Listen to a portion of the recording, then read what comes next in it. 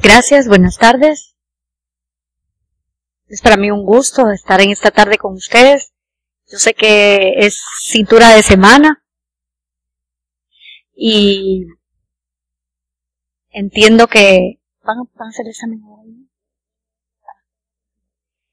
Bien, entiendo que ustedes han hecho un espacio de tiempo y de su tiempo valioso para venir a escuchar un poco del panel foro e informarse un poco más de lo que estamos viendo en cuanto a Zika virus.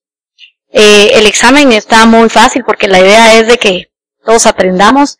Entonces la doctora Evelyn Sican lo tiene en sus manos. La mayoría de preguntas tienen solo una respuesta, pero hay algunas por ahí que pueden tener más de alguna respuesta como válida. Entonces, se les va a entregar ahorita y la idea es que terminando la charla pues puedan tener las respuestas o más claridad en las respuestas. Bien, para esta tarde vamos a hablar un poco más específicamente del tema Zika y embarazo. Yo sé que ustedes están familiarizados con el tema de Zika porque en estos días se ha hablado, no sé si al nivel de lo que se ha hablado de las declaraciones de nuestro señor presidente, al mismo nivel que lo de Zika, pero creo que habrán visto en las redes sociales, en la comunidad científica, no hay día que no leamos algo que sea diferente o por ahí algún Twitter o alguna cosa en Facebook que diga algo nuevo o algo novedoso en cuanto al tema de Zika. Entonces, creo que ya voy entendiendo cómo voy a usar este puntero hoy. Entonces, la agenda para el día de hoy, pues básicamente me voy a centrar en estos tres. Puntero es en el, donde dice play, ¿verdad? Básicamente me voy a, básicamente me voy a centrar en las generalidades. Vamos a recordar un poquito unas primeras diapositivas en cuanto al tema de las generalidades. Luego hablaremos un poco en las manifestaciones clínicas. ¿Por qué en las manifestaciones clínicas? Porque hoy en día ustedes verán que cuando leemos cada día y sabemos cada día más, es más difícil diferenciar Zika o infección de Zika con chikungunya, con dengue o con otras infecciones virales que miramos a diario en nuestra región, porque somos una región endémica de muchas de estas arbovirosis. Y luego, pues, el tema que nos trae acá, que es Zika y embarazo. Hay varias complicaciones, las que han sonado mucho y las que hemos estado leyendo cada día más, sobre todo las neurológicas y las que hemos encontrado en los fetos, ¿verdad? O en relación con el embarazo, y esa es la que vamos a comentar más acá. Bien, quisiera empezar comentando que el Zika es asintomático en el 80% de los pacientes, ¿verdad? Es asintomático en el 80% de pacientes. ¿Qué quiere decir esto? Que muchos de nosotros hemos estado acá y algún día pues hemos ido al hospital o a trabajar o a algún sitio y hemos dicho, a ver, tengo fiebre, me duele la cabeza, estoy incubando algo y probablemente no desarrollamos el rash, no nos da ningún síntoma, más allá de eso y decimos, pues igual me pasó un virus y ya estoy. Eso es en el 80% de los casos, pero hay un porcentaje que es el 20% de pacientes que lo presentan y de ellos pues es una enfermedad bastante benigna, pero nosotros vamos a hablar de lo que trata de las complicaciones en sí. Esta es una diapositiva que me gusta siempre colocarla y lo que quiero es que traten de ver un poco la atención de las enfermedades infectológicas que han venido un poco en el tiempo. A raíz del ébola, creo que sonó mucho, un par de años, oímos mucho a final de año, vino a quitarle el protagonismo a los inicios cuando empezamos a ver casos de chikungunya, estábamos elaborando protocolos, hubo canciones y bailes que habían de chikungunya, ¿verdad? Que había artralgia, cefalea, no sabíamos cómo se iba a comportar acá. Y justo cuando estábamos en el boom de chikungunya, perdón, pero esto no apunta, bueno, cuando estábamos justo en el boom de chikungunya y estábamos aquí, apareció el ébola, y sobre todo el ébola, sí que ya había estado otro tiempo antes, pero apareció un caso de un paciente que viajó a Liberia y que era un paciente norteamericano, aunque el paciente era africano.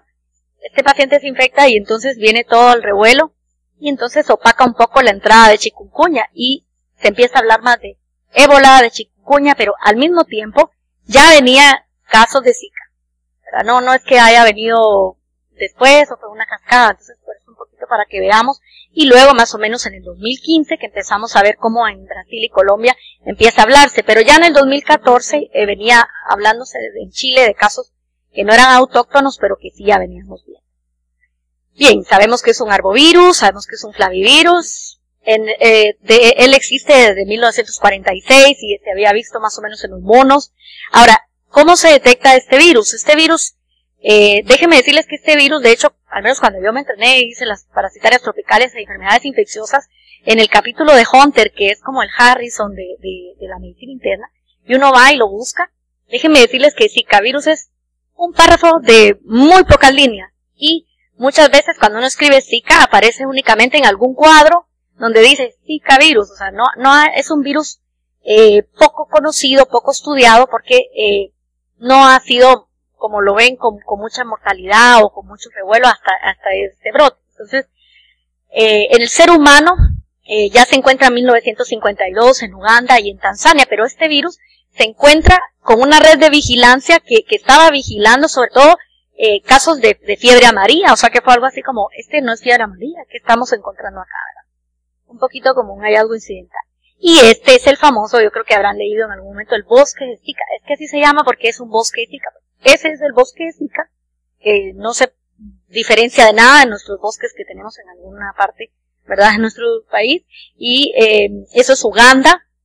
Y este es Mikusa, es un guardia o guía turístico en este bosque tropical, que es el sitio donde se ha descubierto y por eso lleva su nombre. Bien, han habido 2 brotes, y esto es un poco para ponernos en contexto, ¿sí? O sea, no, esto es cierto que sabemos poco, pero sí han habido brotes importantes, ¿sí?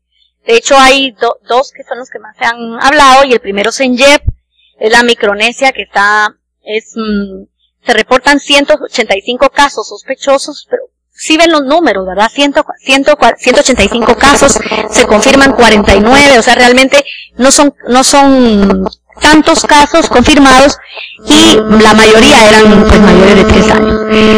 A raíz de este brote, en el 2013 todavía, ¿verdad?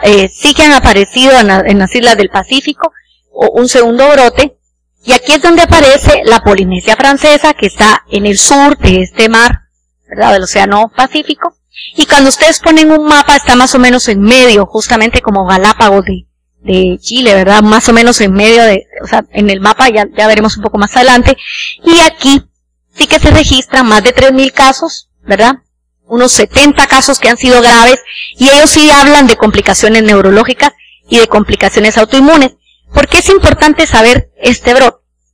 Porque hemos visto en el linaje que se ha descubierto de los casos que han habido aquí en América Central, que sí lo tenemos genotipado, el linaje que ha circulado acá es descendiente, es de ese linaje de este brote.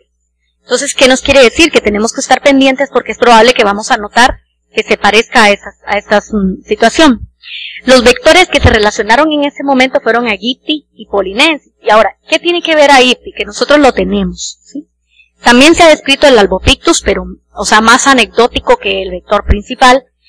Y algo interesante, estos brotes no habían tenido casos de muertes atribuidas al Zika como tal. Entonces esto a lo mejor es relevante. Y ustedes habrán oído que en Chile, ¿verdad?, en la isla de Pascua, más o menos en el 2014, en febrero, empieza el primer caso en América. Ustedes miran esta fotografía y dirán, playa, se ve muy bonita, esa es una isla, ¿verdad? Y tiene esas estatuas, rituales. Es en este parque nacional donde ellos detectan un caso, o sea que desde el 2014 ya habíamos tenido un caso en las Américas, pero no fue tan conocido o tan comentado, porque básicamente fueron los casos mayores en Brasil, recientemente en 2015, y en Colombia los que han sido mayor alarmantes. Aquí habían habido también en las islas de la Polinesia Francesa casos, es decir, que tampoco se quedó aquel brote sin aparecer, o sea, también siguieron apareciendo casos. Tenemos aquí los vectores, el Aegypti y el Albopictus, que estos los tenemos. ¿Y por qué me gusta siempre colocar esto? Porque no se trata de que los virus están viniendo más fuertes, porque a veces nos dicen, doctora, pero ¿por qué? Es que los virus... A ver, los virus no se mueven, los virus están allá. Los que nos vamos moviendo somos nosotros. Viajamos por turismo, vemos esas playas y todos quisiéramos estar allí.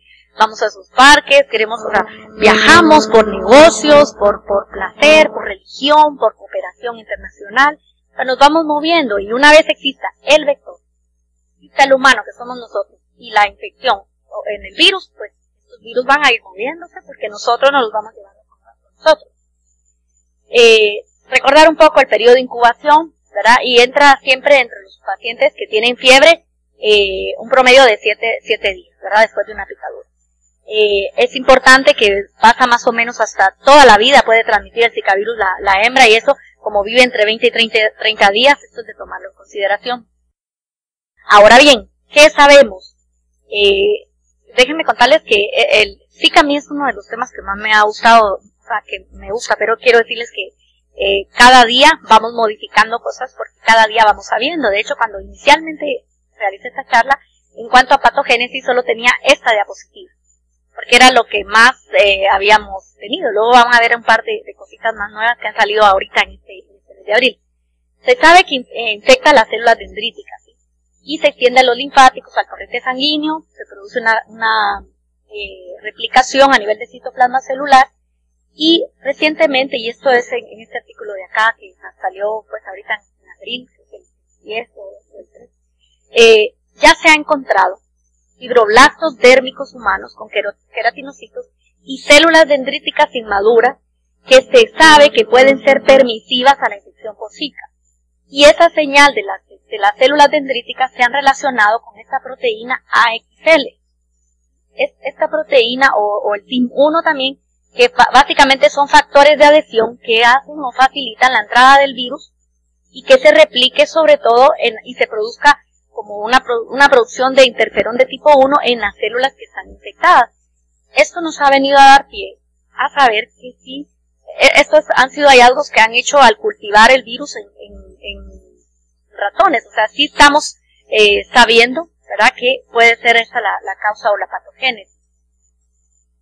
La formación de autofagosomas también, ¿verdad? Y estos detectan patrones moleculares y sobre todo la autofagia. Este es el Zika, induce una autofagia y hay vesículas características de autofagosomas, sobre todo en los fibroblastos infectados, y por eso es que se ha relacionado mucho y más recientemente como una fuerza, cada día más sabemos, ¿verdad?, que es más fuerte. Este es un artículo interesante que habla mucho de las sobre todo cómo tiene esa capacidad de unirse a esta proteína y la utiliza como puerta de entrada, pero estas células madres no solo están, estas células madres pluripotenciales también están en la retina, ¿verdad?, y en el conducto auditivo, y por eso también se ha hablado de que por eso podrían relacionarse con problemas en retina y en el desarrollo fetal, sobre todo, ¿verdad?, de las células gliales.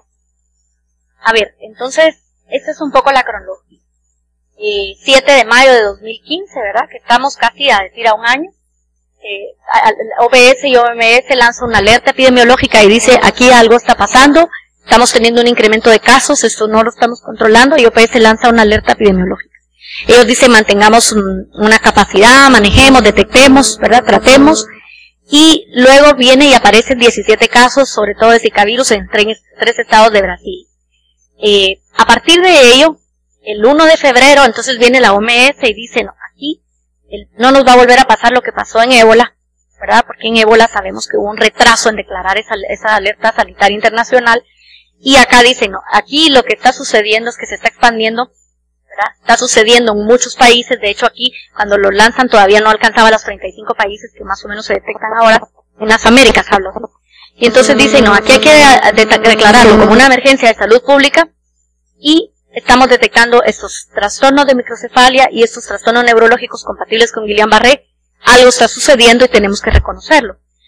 Y entonces viene Margaret Chan y dice, y declara esto, y empieza la campaña. Ahora bien, ustedes pueden entrar y decir cuántos casos llevaremos, y un poco estamos comentando acá. Si uno quiere encontrar datos o reales o al día, ¿verdad?, esperaría encontrar estos datos pues en las páginas oficiales que uno suele consultar. Esta es la página de OPS, me gusta, la de OPS OMS, y fíjense acá, Guatemala, hace uno clic en el país que uno quiere averiguar y le da los casos, pero aquí lo que les reporta son los casos de laboratorios confirmados y los que se han sospechado. Entonces, en Guatemala aparece notificados, pues 261. Más adelante el doctor de epidemiología nos va a aclarar un poco estos datos, pero quiero que lo tomen en cuenta porque si marcamos Brasil, vamos por más de 5,000 niños, ¿verdad? Va más de 5,000 casos, pero eso sí, tomemos en cuenta la población, ¿verdad? De millones de población y el tamaño de la muestra. De casos, esa es también muy amigable, es la de CDC y esta podemos entrar.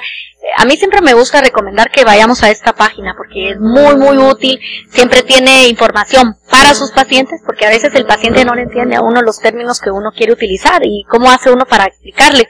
Entonces ellos tienen una página siempre la misma, ¿verdad? Para proveedores de salud como nosotros y la página para los pacientes y a veces es necesario que ellos también lean en dibujos y en formas amigables para que entiendan y nos capten qué es lo que nosotros queremos. Acá también ponen los países donde están, donde han aparecido y vamos a entrar un poco en las características clínicas.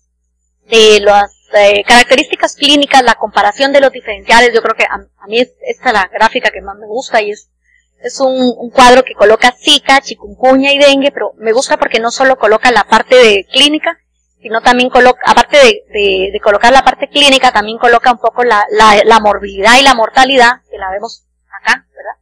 Y pues las secuelas y cómo hay vacuna o cómo estamos en ese punto. Yo este artículo sí les invito que si lo pueden leer, es muy, muy breve y tiene unas fotografías de datos clínicos que es muy útil para los que hacemos pues, clínica y estamos acá. Ahora bien, entonces, centrémonos en la parte del cuadro que tenemos de ¿cómo se llama? Acá, de Zika, ¿verdad? Y veamos. Si ustedes me van a decir, doctora, pero es que ahí crucitas hay en todo, en dengue, chikungunya y en Zika, ¿verdad? Casi que todos tienen una cosa muy similar, un cuadro clínico muy similar. A lo mejor y en chikungunya y en dengue se describe más leucopenia y trombocitopenia, pero clínicamente lo que sí está mayormente descrito es la conjuntivitis, pero en chikungunya también puede haber conjuntivitis. Lo único es que en Zika es no purulenta y ahora veremos unas fotografías.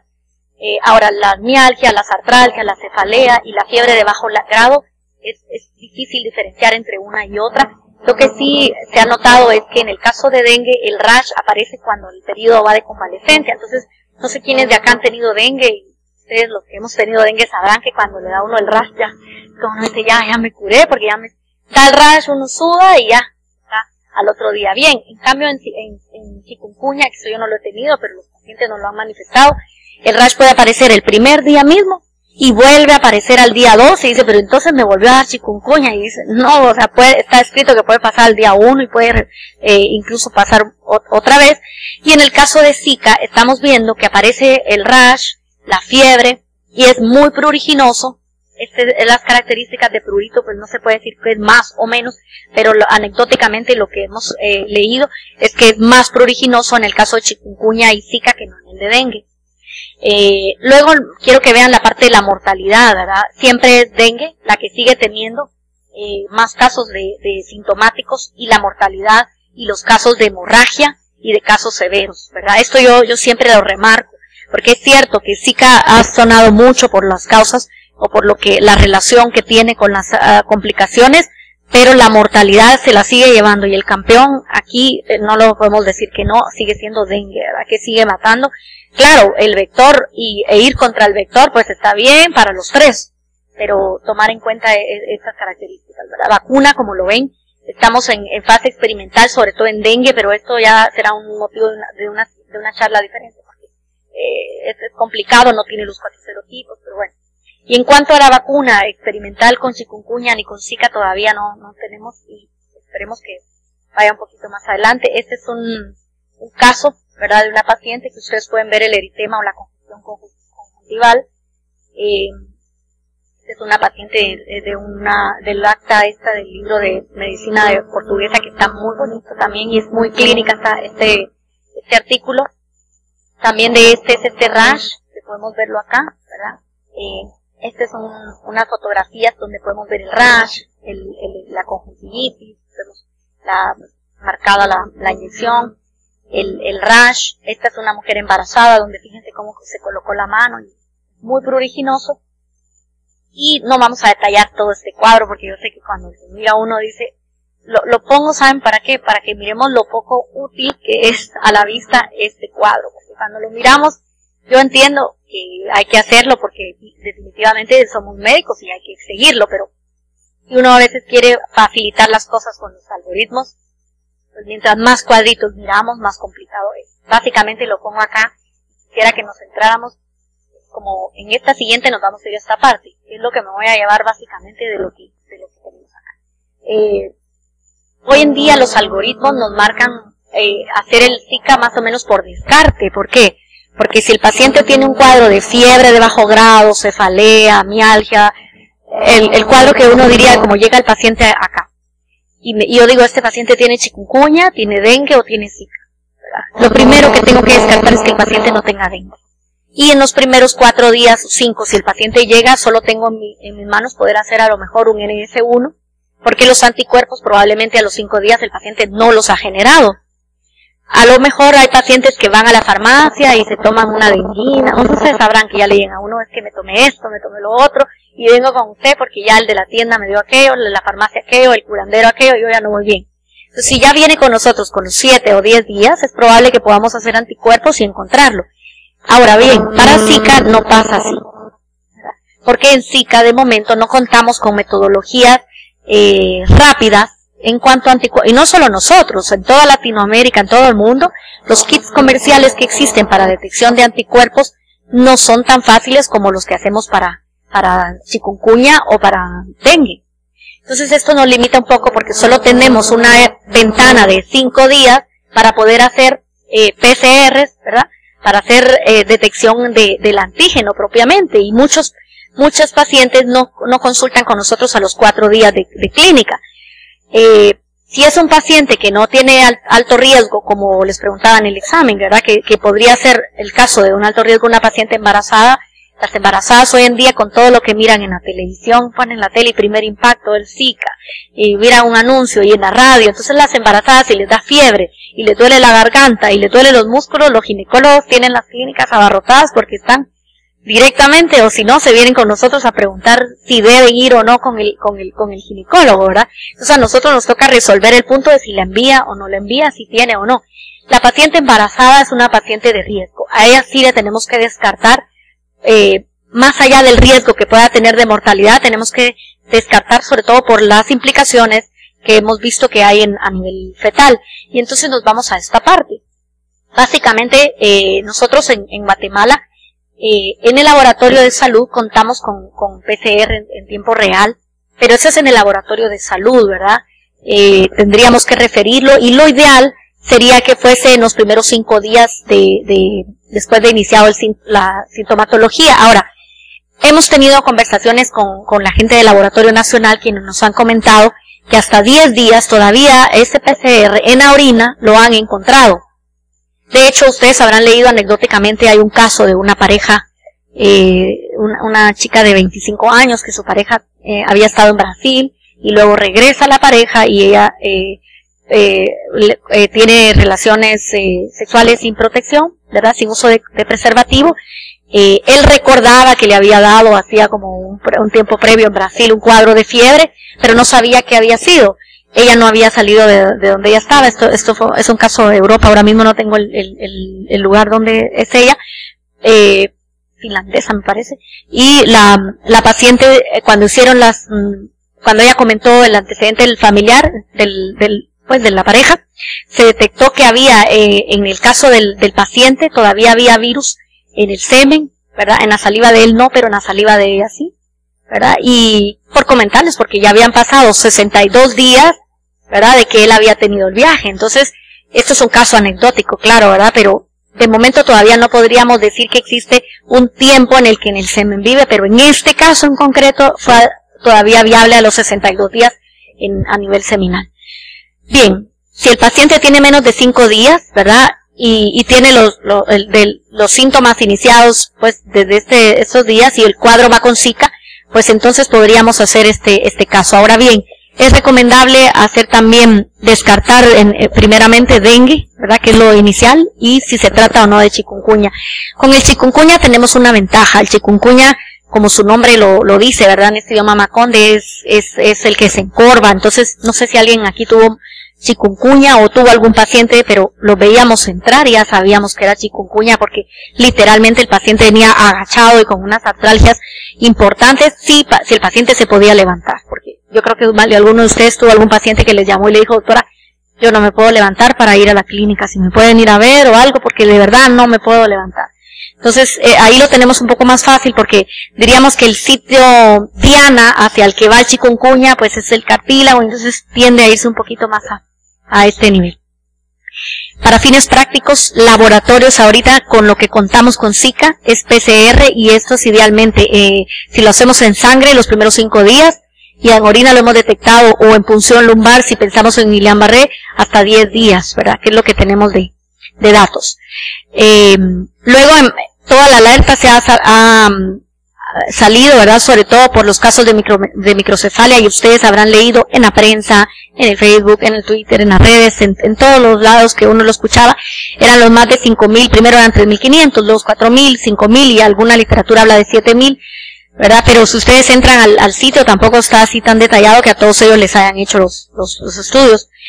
Para noviembre de 2015 ellos sí documentan 108 muertes, ¿verdad? Relacionadas o al menos con el antecedente de haber tenido el virus. ¿Y qué fue lo que ellos llamó la atención? Que ellos por 10.000 nacidos vivos tenían 5 niños con microcefalia. Pero ellos notan que se incrementa a 163 niños por 10.000 nacidos vivos. En Estados Unidos ellos hablan de que pueden tener 2 niños con microcefalia por 10.000. Y ahora están viendo hasta 12 niños por 10.000 nacidos vivos con microcefalia.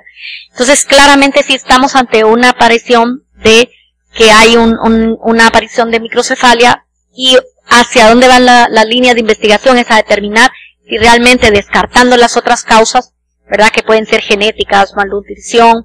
Incluso en Brasil se habló de un pesticida que se estuvo utilizando, ¿verdad? Que se roció con él y decían que podía estar asociado, pero no, este está avalado por la OMS, o sea, no se considera que esta sea la causa. Y pues creo que más adelante quien me va a seguir va a hablar un poco de la microcefalia, solo esta fotografía creo que la habrán visto y es un poquito hablar de la microcefalia, como las 2 desviaciones de estándar más pequeñas y sobre todo a las 24 horas después de nacer, ¿verdad? Que se observa, pero ya se pueden ir viendo o dando datos en los ultrasonidos control. Estos son un poco los hallazgos que llaman la atención en color más fuerte o azul más fuerte, ¿verdad? Podemos ver, acá abajo tenemos las semanas de edad gestacional, ¿verdad? Y sobre todo las semanas de edad gestacional a la que apareció la infección.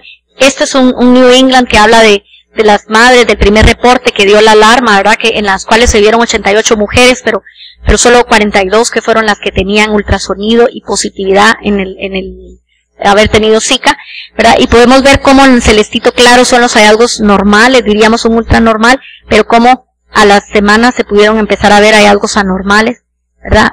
O sea, va desde los 8 semanas, incluso a los 35. ¿Por qué lo coloco esto acá? Porque todavía no hemos podido establecer, como dijimos en chikungunya, ¿verdad? Chikungunya era más infectivo o había más chance de que el niño naciera con la infección si era en el último trimestre. Acá, o sea, sí se habla del segundo trimestre para adelante, pero sí se han habido casos incluso en la semana 8 y en la semana 12.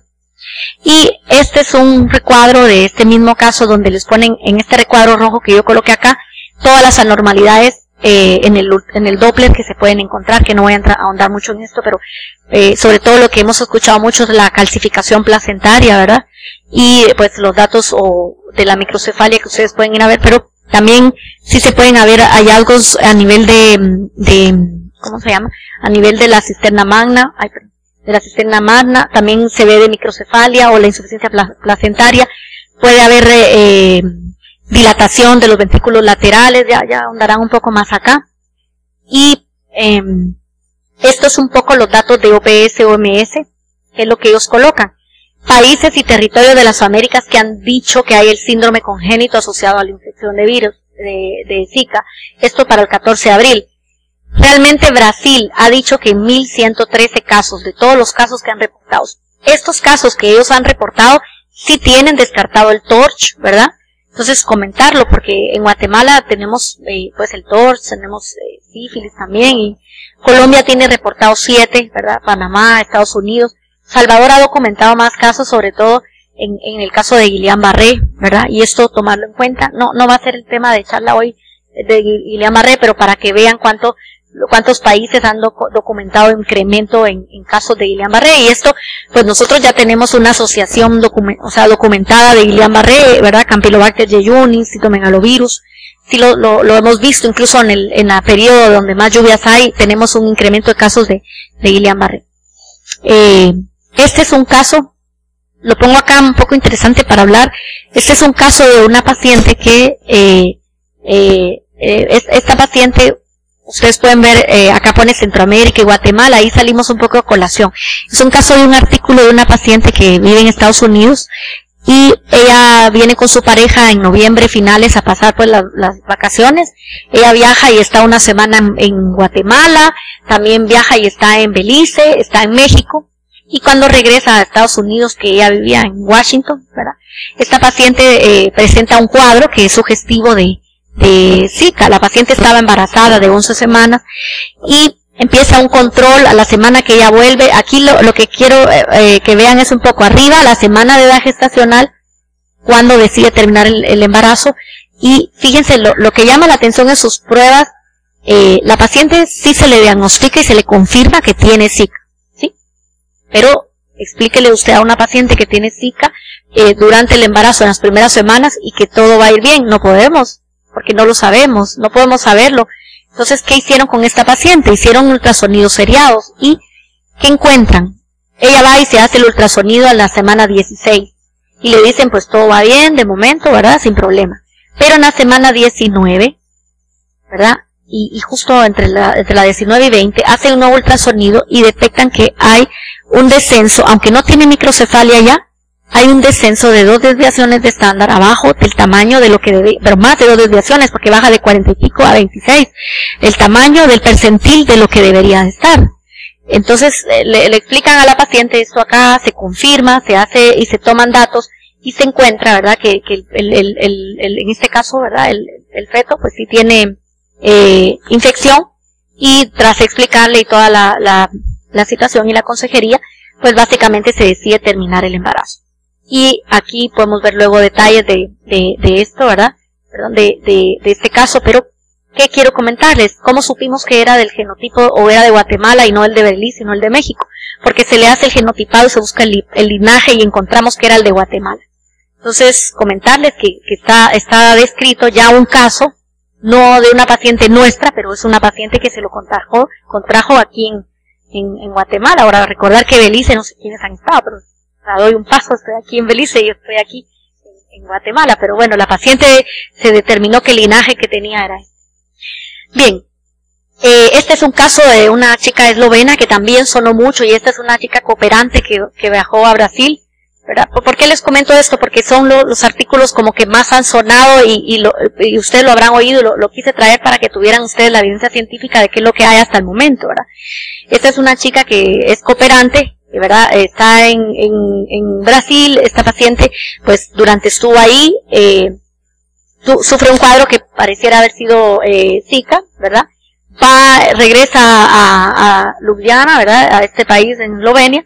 Ella tenía 25 años, en las 13 semanas fue esto que les comento. Cuando ella regresa a las 28 semanas de edad gestacional y en su control prenatal le informa, ¿verdad? Que hay una normalidad en el ultrasonido. Y esto a las 29 semanas, que ella no tenía movimientos fetales y encuentran que hay un retraso del crecimiento intrauterino, encuentran calcificaciones placentarias, hay microcefalia, hay dilatación ventricular moderada. ¿Por qué es importante? No, porque estos hallazgos, ¿verdad? La paciente los analiza y ella voluntariamente decide interrumpir el embarazo y permite que este caso sea el primer caso básicamente en el que se analiza el tejido cerebral y es el que da pie a esta imagen que ustedes habrán visto, porque esto fue un reporte de caso que New England estuvo tomando. Esta es una diapositiva tomada de New England, ¿verdad? Perdón que está en inglés, pero es porque es tomada justamente de esta página. Y aquí, pues, comenta, no voy a ahondar mucho acá en los detalles porque luego aquí me va a continuar, va a hablar un poco, pero sí, para que veamos que los que no hacemos ultrasonidos, creo que todos podemos ver la flechita, ¿verdad? Y entonces miramos acá y vemos las calcificaciones, vemos la dilatación de los ventrículos laterales, y sí se empieza a ver dilatación de los ventrículos laterales. Este era un caso del paciente, del feto sería en este caso, ¿verdad? Que la paciente decidió pues continuar. Los hallazgos analíticos que le permiten encontrar en el tejido cerebral la persistencia para la semana, hablando aquí de la semana 29, ¿sí? De embarazo, y la paciente había tenido la infección a la semana 13. ¿Qué nos quiere decir? Que hay estos hallazgos con el hallazgo de Zika dentro de del cerebro. Ahora bien, se ha encontrado ARN del virus, pues ya lo vimos en tejidos de fetos fallecidos, ¿verdad? De la placenta y en el cerebro, sobre todo de este caso. Y hay niños microcefálicos, ¿verdad? De hecho hay una serie de 8 pacientes que han fallecido, que se ha encontrado en estos niños que nacieron y en 24 horas fallecieron y sí que tenían hallazgos de virus. Ahora, hasta la fecha, en cuanto a mortalidad, ¿qué podemos decir? Se habla de que tiene una mortalidad de 1%, pero ¿qué representa ese 1% para las Américas? Para las Américas se habla de 3 muertes relacionadas, 2 adultos con trastorno neurológico y un RN, pero luego, esto es interesante porque los datos oficiales a veces no aparecen ya y aparecen más noticias como, pues no de periódicos, de notas de prensa, básicamente. Si usted busca notificaciones oficiales, están los 3 casos. Pero luego, cuando usted coloca en Google muertes y le aparecen casos pero estos les pongo aquí un asterisco porque son 3 casos en Colombia que no son notificados como oficiales, pero que aparece en muchas notas de prensa cuando uno lo escribe. Y dice, las autoridades dijeron que sí se relaciona, pero no hay una comunicación oficial que pudiéramos atribuirlo. Entonces, a la fecha, para los casos que hemos visto es lo que tenemos. Y me permití hacer las siguientes 3-4 diapositivas para dejar claro los conceptos con los que nos vamos a tener que familiarizar. ¿Por qué está teniendo tanta importancia el Zika?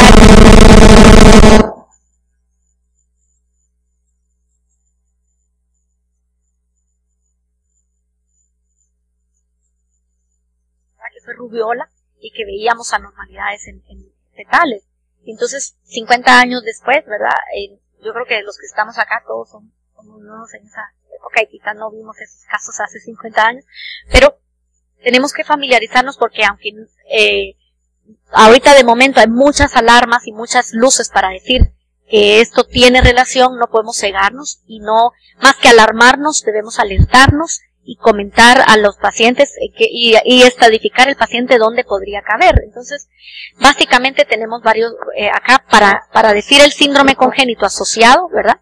Básicamente tendríamos el sospechoso, el probable y el confirmado. En el probable, pues tenemos un RN que nazca con microcefalia o alguna malformación de las que hablamos a anterioridad, pero que la madre haya tenido en el embarazo, que la madre en el embarazo nos diga, mire, yo cuando estuve embarazada, yo me recuerdo que tuve fiebre, me salió un sarpullido, yo fui al doctor y el doctor me dijo que yo tenía algo viral, ¿verdad? Entonces, algo pasó. Yo digo, aquí, la madre, y encima, yo esa parte que dice que ha tenido relaciones sexuales sin protección, que la pareja viva en un lugar con Zika, aquí nosotros somos este caso, porque nosotros vivimos en un área endémica, o sea, adaptándolo a nuestro país. Básicamente la mujer que nos diga que ha tenido durante el embarazo un cuadro febril, ¿verdad? Un cuadro febril y que con antelación recuerda haberlo padecido y el nene o el recién nacido nace con estas características, entra en un caso sospechoso y debemos de hacerle el análisis a ese recién nacido. Bueno, y se toman todas las muestras, ¿verdad? De placenta, del RN, lo que podamos hacer en este caso. Ahora, el caso probable, aquí lo que tenemos en el caso probable es el caso sospechoso, que ya dijimos que nacía con microcefalia o normalidad cerebral, pero que la madre había tenido, o la pareja, o el padre del nene, había tenido un cuadro, ¿verdad?, sugestivo de Zika. Aquí lo que necesitaríamos es tener alteraciones morfológicas intracraneales que durante algún método de imagen, es decir, que durante estuvo en el embarazo, esa paciente se detectó alguna normalidad, ¿verdad? Y que pudiéramos estar pendientes durante el control, que puede ser ocasionado por este. Aquí agregaríamos entonces en el probable, ¿verdad?, más probabilidad porque ya le hicimos una imagen durante el control. Y pasando un poquito más a lo que sería decirle a una madre o decirle a algún paciente que se trata de un caso confirmado, ¿verdad? Obviamente habiendo descartado las causas que pueden dar microcefalia, que en nuestros países ya lo mencionamos, ¿verdad? Son básicamente nutricionales, genéticas, también el TORCH, a todos los casos que les comenté de las 42 mujeres, de los 8 casos, del caso de esta paciente que comenté anteriormente, sí se les hizo y se les descartó todas estas características, pero a veces no podemos hacer todas estas analíticas con nuestros pacientes, o nosotros lo mandamos a pedir, pero la paciente ya no regresa, o se nos pierde, y a veces es un poco complejo conseguir esto. Ahora, si es confirmado, es un poco más fácil, porque entonces diríamos que es un recién nacido a cualquier edad gestacional, que tenga los casos o el criterio que hemos hablado sospechoso, es decir, que tenga el caso sospechoso, pero que tenga confirmado por el laboratorio la infección. Básicamente aquí sí necesitaríamos haber tenido una muestra, y aquí sí tendríamos que haber hecho una amniocentesis y tomar muestras para ver si en el líquido hay PCR. Sobre todo cuando decimos PCR es para detección de antígeno, ¿verdad? Que eso sí tenemos que tenerlo muy claro. En Guatemala no contamos con antígenos para PCR en nuestros laboratorios que manejamos a diario, pero sí lo tenemos en el Laboratorio Nacional. Yo les diría que tenemos que empezar a tener más relación con el Laboratorio Nacional. Les digo, como institución, yo trabajo en el Roosevelt, ¿verdad?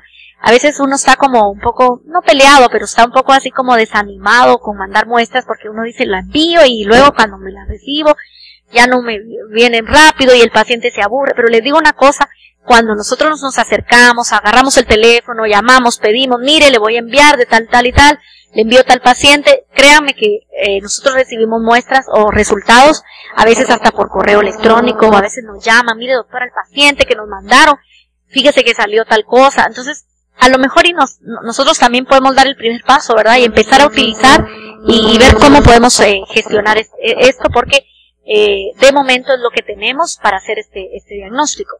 Y lo pongo ¿por qué? Porque vamos a empezar a ver casos de las mujeres que estuvieron cuando tuvimos el pico de más casos de Zika virus, que vimos que va en descenso, ¿verdad? Porque los zancudos, supuestamente por la época lluviosa que en Guatemala está casi todo el año, ¿verdad? Pero ya vimos que ayer todavía volvió a llover, entonces volvemos a ver zancudos, y una vez empiecen a haber otros picos, ¿verdad? Las mujeres embarazadas están expuestas, y vamos a empezar a ver las mujeres que vienen con ustedes y le van a decir, doctor, hágame el ultrasonido porque yo quiero ver que mi bebé esté todo bien, y lo van a empezar a demandar. No sé si ya lo han visto, luego ya cuando se abra la discusión lo comentaremos, ¿verdad? Que las mismas pacientes se informan, y por eso es que hay que mandarlas a leer también, las que pueden, ¿verdad? Las que llegan a nuestra clínica, las páginas de CDC, de OMS, en el módulo del paciente, ¿verdad? Que ahí hay infografías que ahorita les voy a mostrar, que yo creo que todos los pacientes lo entienden porque están con dibujos muy claros, ¿verdad? Y luego la muerte fetal, también tenemos definiciones, ¿verdad? El producto o el aborto o la muerte fetal de la gestante que haya tenido el bexantema. Fíjense acá, OPS y OMS cuando hace el diagnóstico de AB relacionado, ni siquiera menciona fiebre o cuadro parecido, solo hablan del exantema y el cuadro como un Zika light, ¿verdad? Entonces, si tiene el antecedente, que en nuestro caso de vivir acá en un área donde hay virus del Zika, o que la pareja o el padre del bebé también sea o viva en este sitio, y que ahí haya vector del Zika, pues es una sospecha de muerte por Zika. Y esto nosotros habrá que estar alertas cuando empecemos a escuchar o empecemos a ver productos que vengan con la medición de cabeza, ¿verdad? Que nos depara microcefalia. Si es confirmado, si cuando nazca la placenta y el feto, pues podemos detectar estos o muestras de sangre. También en las madres se hace de sangre y de orina en tejidos también, ¿verdad? Ahora bien, con infección aguda, en las madres sí que se ha encontrado en la orina, ¿verdad? Y les decía que también en semen, pero decir que a una mujer gestante que ha tenido las 13 semanas y luego al final del embarazo vaya a tener positiva la sangre o la orina para Zika, eso no está contemplado, ¿verdad? Dentro de lo que hemos leído hasta el momento. Y la sospecha de la transmisión vertical, que es lo que les va a competir, ¿verdad? A los que ven a las madres, decirle a la paciente, mire, ¿yo cómo fue? yo le transmití la infección a mi paciente, al RN, o fue cuando a mí me dio, o fue a la hora del parto. Esto es un poco más complejo, porque aquí tendríamos que tener la definición del caso sospechoso, diríamos, del síndrome congénito, ¿verdad? Pero que durante el embarazo se haya confirmado, ¿verdad?, que la madre sí lo padecía, ¿verdad? Y esto va a ser, no digo que sea difícil, pero es más complicado porque muchas de las madres tuvieron un cuadro parecido y a lo mejor no se le confirmó en ese caso, ¿verdad? Y luego decir que hay una transmisión vertical, síndrome congénito, que esto es lo que quisiéramos nosotros que fueran, si existen los casos, ¿verdad? Porque básicamente será un niño que tiene una transmisión en el momento de parto o en la última parte del embarazo, y ahí hay menos riesgo de que haya más anormalidad. El caso confirmado pues será el recién nacido que tiene los criterios de sospechoso, ¿verdad? Pero que en el suero se haya detectado los IgM. Esto nosotros por ELISA le pongo un asterisco porque este tipo de serologías, esos anticuerpos, nosotros no lo tenemos, pero no solo nosotros, o sea, es en Latinoamérica y a nivel mundial, en ellos están trabajando porque habrán leído ustedes el PRNT, que son la neutralización por placas, que es lo que sería la forma de hacer los anticuerpos más específicos. Así que de momento, si nos ofrecen un kit que haga anticuerpos para Zika, no están validados y de momento no podríamos tenerle la confianza para decir esto. El foco, como les digo, ha sido hacia las microcefalias y al Guillain-Barré, pero la mortalidad sigue siendo inferior al 1%. Esto es lo que les digo que es para las pacientes, ¿verdad? Entonces, a lo mejor y las pacientes cuando entran acá y revisan, les queda un poquito con dibujos más claros. Lo que sabemos, ¿verdad?, que el Zika puede pasar a la madre durante el embarazo.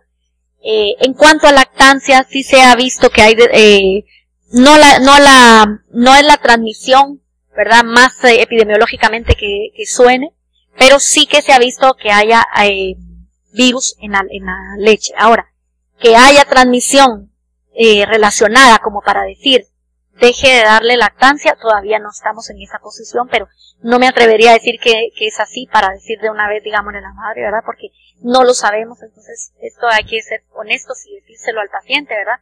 ¿Qué es lo que se sabe y qué es lo que no se sabe? No tenemos vacuna, ¿verdad?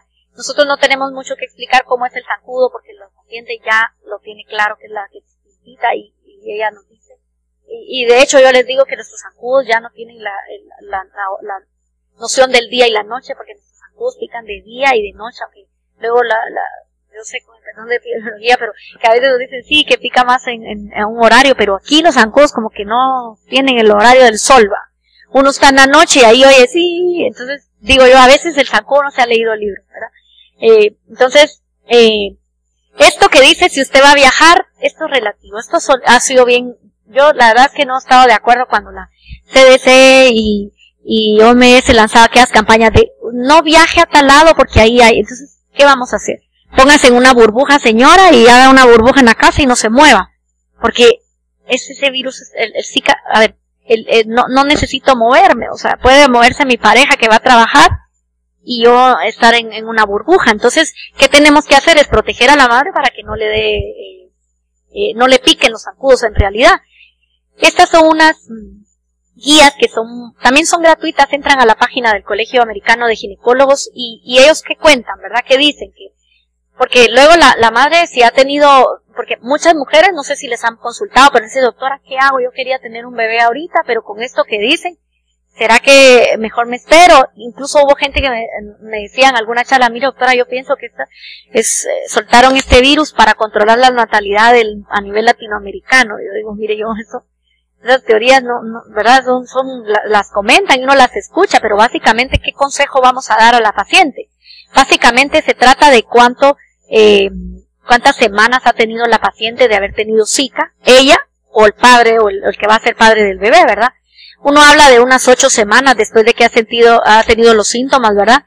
Pero hay literatura, como les digo, que hasta 62 días está viable, diríamos, en el semen, ¿verdad? Y hay también se habla de los hombres que han sido diagnosticados con Zika, y aquí pongamos atención, y me alegra ver bastantes hombres, ¿verdad? Acá, porque los que han tenido un cuadro parecido a Zika, se habla de hasta 6 meses después de haber tenido Zika, ¿verdad? Mejor evitar concebir para tener mayor seguridad. Igual esto a los 2-3 días ya vamos a tener algo de más literatura que nos va a decir, mire, fíjese que ya no necesitamos 6 meses, tampoco se trata de abstinencia, todo es preservativo, ya no hay problema.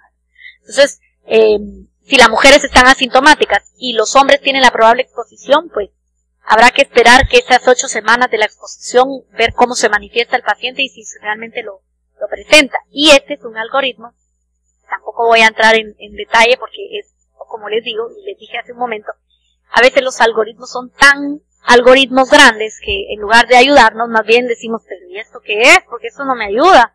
Más bien me confunde de ver ese montón de cuadros, ¿verdad? Esto es lo que manda la guía que les mandé, ¿verdad? Pero en el texto está más explicado y este está un poquito más fácil porque resume bastante aquel montón de cuadros que vimos allá. Y básicamente es mujer, lo que venimos hablando ahorita, mujer embarazada con menos de 5 días, hacemos el test de PCR. Si es positiva, le hacemos un ultrasonido. Si es positivo para calcificaciones placentarias o hallazgos, vamos y consideramos la amniocentesis. Aquí un asterisco. Yo no voy a ahondar mucho en esto, pero solo tener en cuenta que se ha hablado de que menos de 14 semanas idealmente no realizar amniocentesis. Dice la literatura, ya luego voy a ir a los ginecólogos qué opinan ellos. Incluso hablan de que hay menos riesgo de complicaciones, que es 1% si se hace más de las 16 o 15 semanas, que según qué literatura se revise.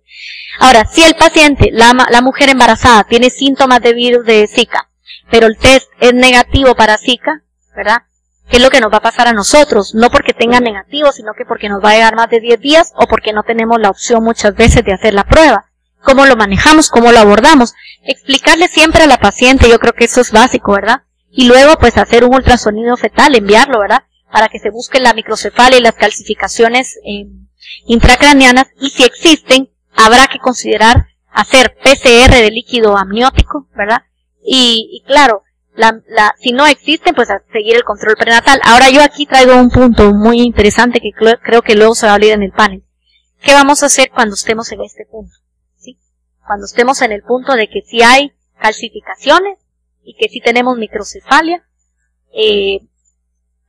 Hablando un poquito de Zika, yo en la revista de Medicina Interna planteaba esa duda porque honestamente, pues, el consejo médico, nos vamos a limitar a dar el consejo médico. ¿Qué vamos a hacer? Porque aquí van a entrar en juego muchas consideraciones de tipo sociales, culturales, creencias, éticas, ¿verdad? ¿Qué le voy a decir yo a mi paciente? Va a venir, doctora, ¿qué hago? O sea, si está en Lituania, le van a decir, no hay problema, usted tiene y puede decidir terminar el embarazo. O en Estados Unidos, pero en Guatemala esto no está pautado. Esto es un tema que no lo sé quiénes lo van a tener que tocar, ¿verdad? Porque realmente todos nos vamos a tener que en algún momento que ver en el consejo médico, y aquí sí yo creo que tenemos que tener mucha cautela. Y con las palabras que utilicemos tenemos que ser muy delicados. ¿Por qué? Porque tampoco podemos decir, mire, yo le digo que los niños nacen así, porque el paciente quiere saber, ¿sí? Va a decir, doctora, pero si tiene la cabeza pequeña, van a ser normal. Médicamente sabemos que o sea, que a lo mejor y no podemos decir sí, pero yo creo que sí que tenemos que tener mucha cautela cómo manejamos este punto a donde vamos a estar acá. Y no estamos ahorita aquí todavía, pero yo pienso que en las próximas semanas vamos a estar en este punto porque vamos a empezar a ver que nos llegan los informes y ahí tendremos que sentarnos y ver qué es lo que vamos a hacer, ¿verdad? Eso es un poquito de lo que dice CDC, que también lo acorta más, mucho más que el que mostraba aquella guía.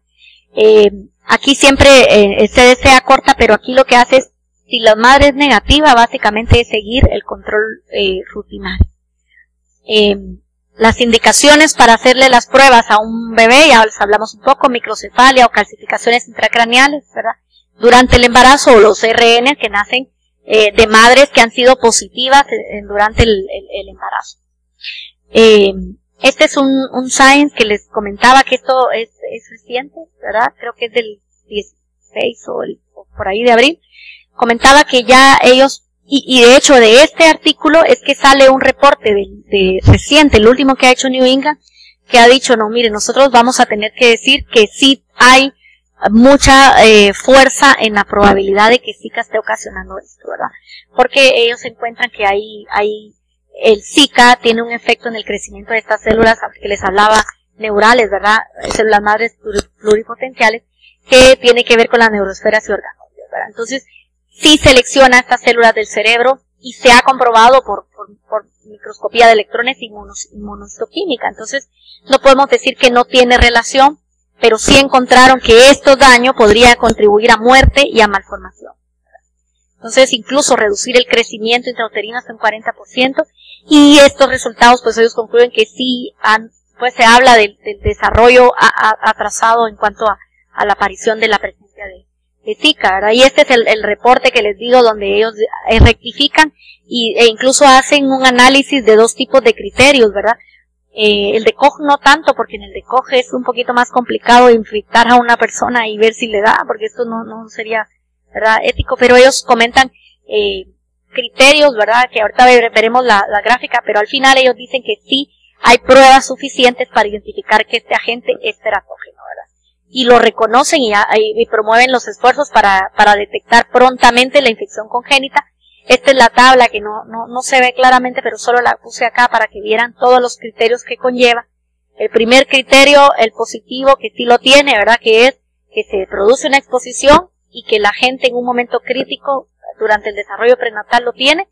Esto sí sucede. También los estudios epidemiológicos compatibles con asociación, ellos le ponen un asterisco. Ellos dicen que este no se cumple porque no hay estudios epidemiológicos muy grandes, y es cierto. En realidad, de los 5.000 o 7.000 casos que hemos leído que hay microcefalia, solo hay 2 reportes importantes que los han hecho los brasileños. El primero que les comenté en un inicio, el de los 42 que tenían el ultrasonido y les mostré el cuadro con las anormalidades, y el segundo, el de los 8 RNs que habían nacido y a las primeras 24 horas habían fallecido. Son 2 estudios epidemiológicos que existen, por eso no lo dan como positivo, porque creen que no es un número tan fuerte. Luego la delimitación de casos clínicos con hallazgo del defecto, estos 35 niños sí lo tuvieron. El cuarto, que también habla de que sí lo tiene, que es la asociación entre exposición y el defecto. Entonces, básicamente, como los últimos 3 pueden o no estar para decir que hay fuerte asociación, aunque sí están, ¿verdad?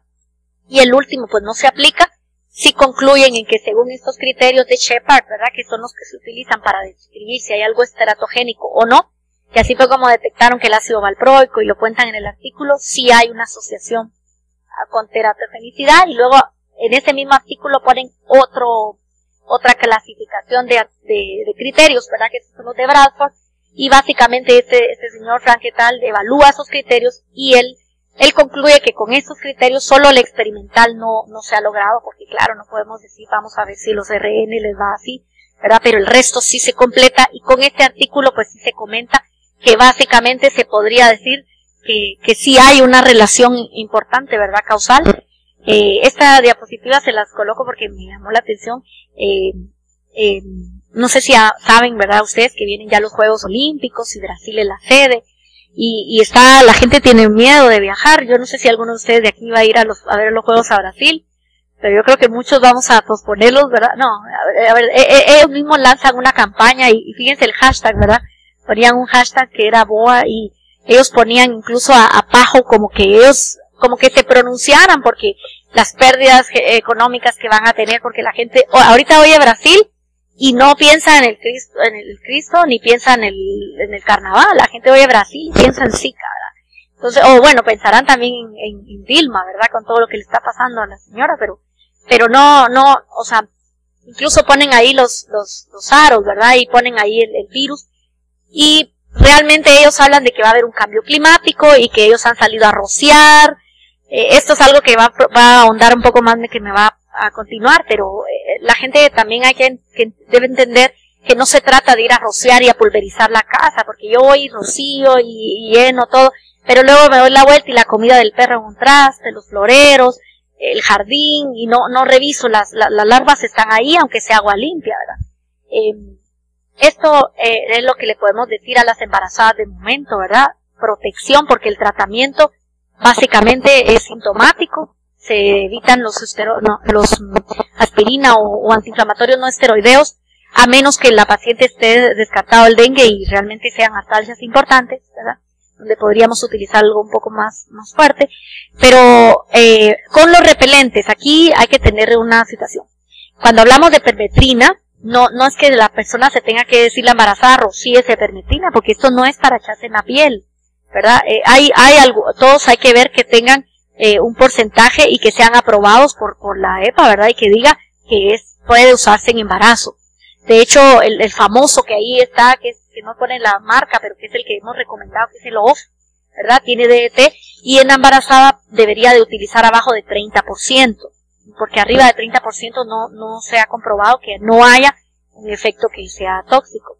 Luego, pues utilice ropa que proteja, o la casa, o que tenga cuidado con el aire acondicionado, pues esto ya lo hemos visto. Fíjense esta fotografía, cómo me llamó la atención. En El Salvador, cómo tienen ingresadas las madres en el hospital. Yo creo que esto es una buena medida, ¿verdad?